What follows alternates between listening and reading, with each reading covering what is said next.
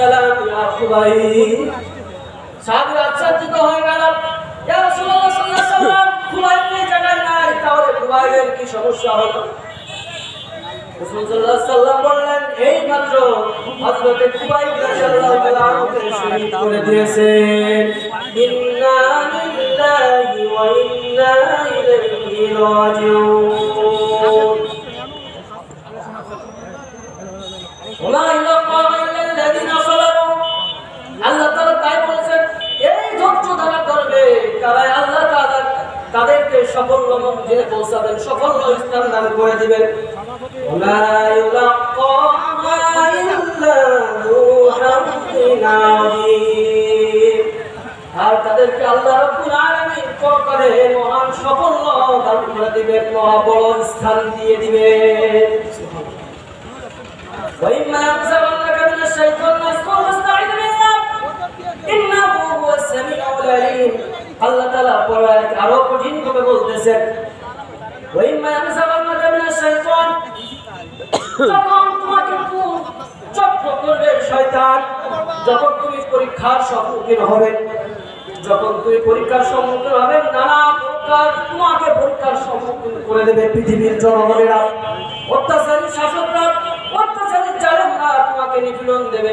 তুমি যখন ইসলামের পথে যাবে, আল্লাহর দাওয়াত দেবে, দাই আল্লাহ যখন দেবে, তখন তোমাকে কারারুদ্ধ করা হবে, ফাঁসির মঞ্চে চড়ানো হবে।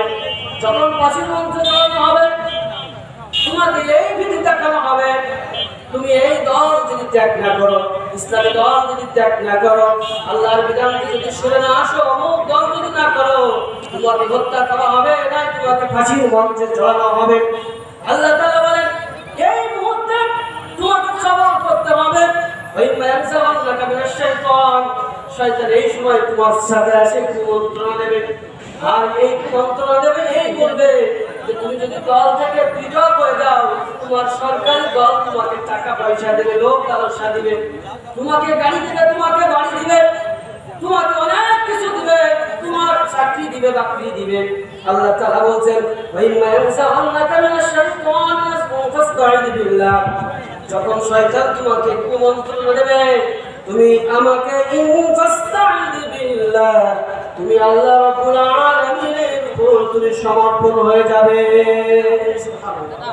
তাহলে যখন শয়তান আমাদেরকে কুমন্ত্রণা দিবে, আল্লাহ তাআলা যখন বান্দারা নৈকট্যশীল বান্দাদের যখন জেলে আবদ্ধ করে ফাঁসির মঞ্চে যায়, যখন তাদেরকে কারারুদ্ধ করা হয়, তখন তাদেরকে নানা প্রকার প্রলোভন দেখানো হয়।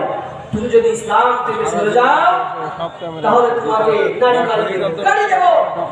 রাসূল সাল্লাল্লাহু আলাইহি ওয়াসাল্লামকে বললেন, আবু জাহেলরা, মুহাম্মদ তুমি যে দিনের কাজ করো, তুমি যে দিনের কথা বলো, করা যায় না, তুমি যদি এই দিন থেকে সরে আসো, মক্কার প্রেসিডেন্ট বানাই দেব তোমাকে। এই মক্কা নগরীর সুন্দর নারী তোমাকে দিয়ে দেওয়া হবে, তোমাকে গাড়ি বাড়ি দেওয়া হবে।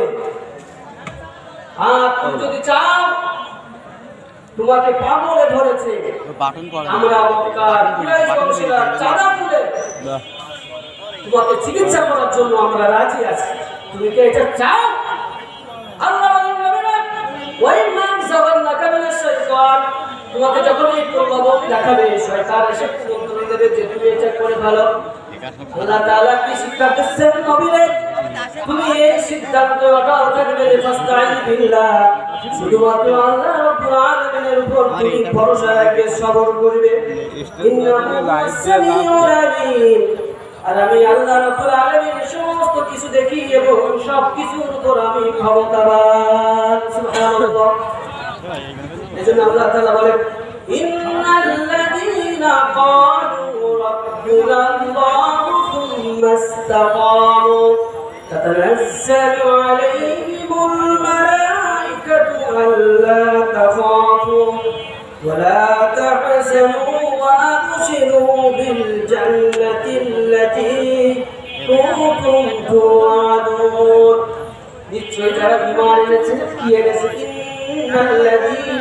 ইন্নাল্লাযীনা ক্বালু রাব্বুনাল্লাহ, নিশ্চয় যারা ঈমান এনেছে আবার ক্বালু রাব্বুনা আল্লাহকে দাসত্ব মেনে নিয়েছে, একমাত্র দাসত্ব আল্লাহকে কাকে কথা বলেন, আল্লাহকে দাসত্ব রূপে মেনে নিয়েছে।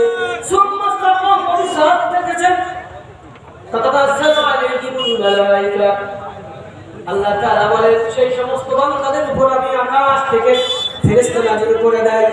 আল্লাহ তাআলা বলেন তোমাদের কোনো ভয় নাই, ওলা তাহজানু, তোমাদের কোনো চিন্তা নেই। অবশ্যই বিল জান্নাহ, তোমাদের যে ভয় দেখাচ্ছে, ক্ষতি দেখাচ্ছে, তোমাদের যে মৃত্যুবরণের ভয় দেখাচ্ছে, আল্লাহ রাব্বুল আলামিন তোমাদের জন্য জান্নাতের সুসংবাদ দিচ্ছেন। প্রিয় উপস্থিতি, আমার আলোচনা এই জায়গায় শেষ করতেছি। আসসালামু আলাইকুম ওয়া রাহমাতুল্লাহ।